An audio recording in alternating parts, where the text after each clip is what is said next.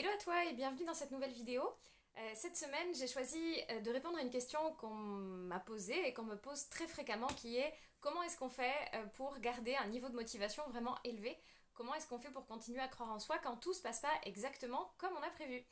Alors, ça arrive souvent et c'est précieux et utile justement d'aller travailler sur ce sujet-là. Comment est-ce qu'on garde la motivation quand ça se passe pas exactement comme on avait prévu?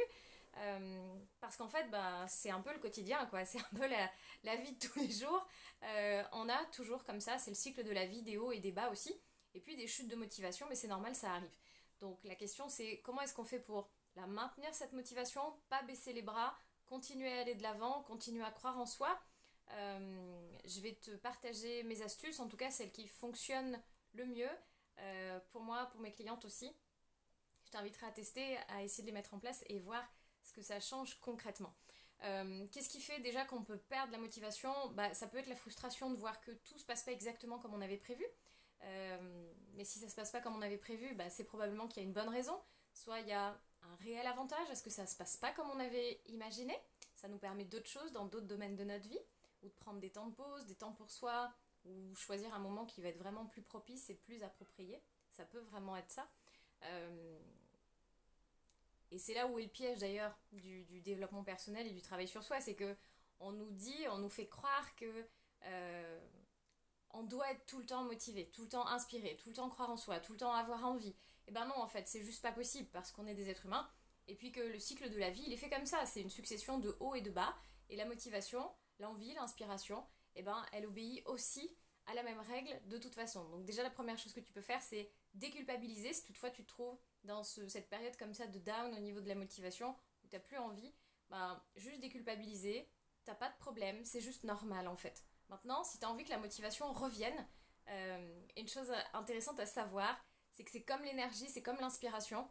Il n'y a pas besoin d'attendre d'en avoir pour se remettre en mouvement, mais c'est justement le fait de se remettre en mouvement qui va redonner petit à petit la motivation. Et en fait, je crois profondément dans ce que je peux observer aussi, c'est que bah, moins on en fait, moins on a envie d'en faire, et que tout simplement de remettre la machine en route à un moment donné, et ben l'inspiration, la motivation, elle revient toute seule au bout d'un moment. C'est comme l'énergie, t'as pas besoin d'avoir un niveau d'énergie au top pour pouvoir faire des choses, et au contraire, la force justement, c'est de continuer à faire des choses même quand on a un niveau d'énergie qui est plus bas, pour s'entraîner, à la faire remonter finalement, aller dans l'action, être fier de soi, puisque sitôt qu'on s'arrête, et je crois profondément que le fait de s'immobiliser et de s'arrêter, c'est justement aussi ce qui nous fait plonger. Donc je te partage tout de suite mes astuces et des petites questions que tu peux te poser comme ça au moment où tu sens comme ça cette baisse de motivation. C'est peut-être ton cas aujourd'hui, ça t'est peut-être déjà arrivé, si ça t'est déjà arrivé, ça arrivera à nouveau. Si ça t'est pas encore arrivé, ça arrivera. C'est normal, on n'est pas des machines, on est des êtres humains et il n'y a pas de quoi s'en vouloir et pas de quoi dramatiser. La première chose que je t'invite à faire, c'est vraiment prendre un temps pour aller écouter ce qui se passe à l'intérieur. Quand tu as cette baisse de motivation, que ce soit une perte de joie, une perte d'envie, une perte d'inspiration, la sensation de te sentir un peu perdu, prends le temps pour redescendre à l'intérieur et aller écouter ce qu'elle dit, cette perte de motivation. Pourquoi? Parce que probablement qu'il y a une bonne raison à ça. Et puis tu peux aussi aller regarder qu'est-ce que ça te permet finalement d'être dans ce temps, finalement un peu de pause imposée, on va dire. Qu'est-ce que ça me permet et à quoi ça va me servir? Peut-être que j'ai pas travaillé sur tel et tel objectif, peut-être que j'ai pas travaillé sur mon business la semaine dernière parce que j'avais cette grosse baisse de motivation. Néanmoins, peut-être que j'ai eu de la joie, de la gratitude dans ma vie à d'autres endroits de ma vie, comme avec la famille, avec des amis, où j'ai pris du temps pour moi. Et ça, c'est important d'aller l'équilibrer en fait et de voir que bah, cette perte d'envie, cette perte de motivation, elle peut venir tout simplement d'un besoin aussi d'aller équilibrer dans d'autres sphères de la vie. Ensuite, je t'inviterai à bien faire la différence aussi entre ce qui répond à une motivation extérieure et à une motivation intérieure. Je dirais que la motivation extérieure, ça va être plutôt ce qu'on va te dire de faire, qu'est-ce que tu dois faire. Et puis la motivation intérieure, c'est plus le domaine de l'inspiration. C'est qu'est-ce qui te met en joie, qu'est-ce qui te fait envie.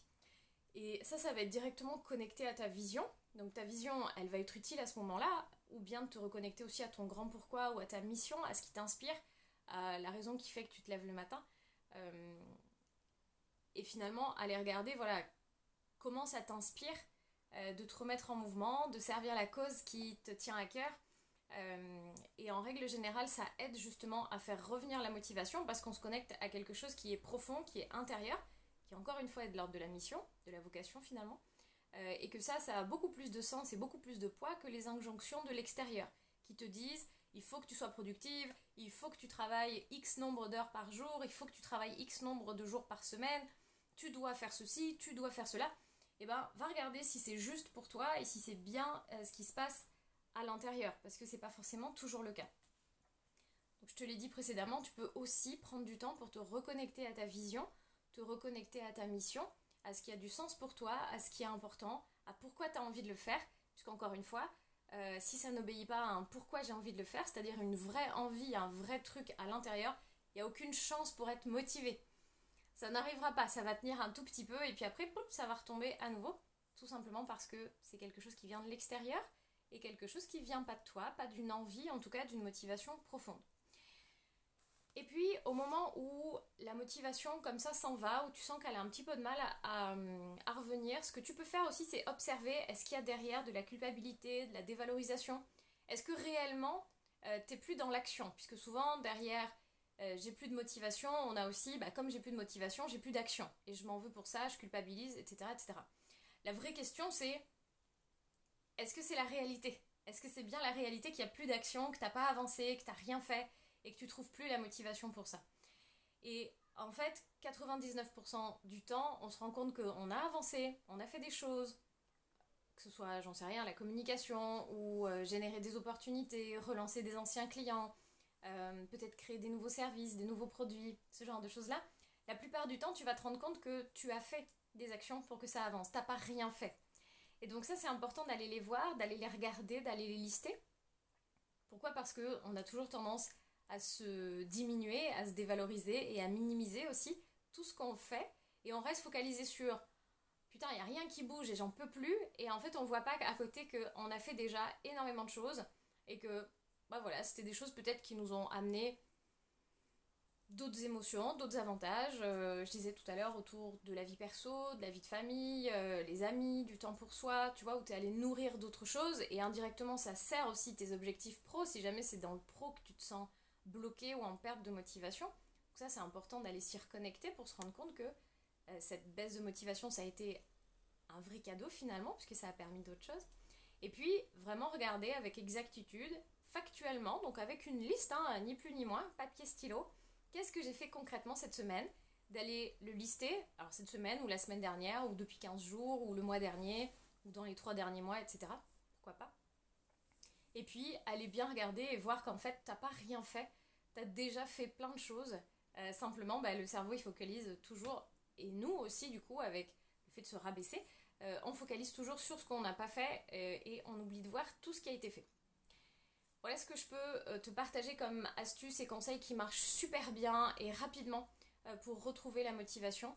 Maintenant, si c'est un problème de motivation qui dure depuis des mois, c'est-à-dire je suis plus motivée, j'ai plus envie, il peut y avoir plusieurs facteurs dans ce cas-là, quand c'est une motivation qui s'est éteinte sur plusieurs mois.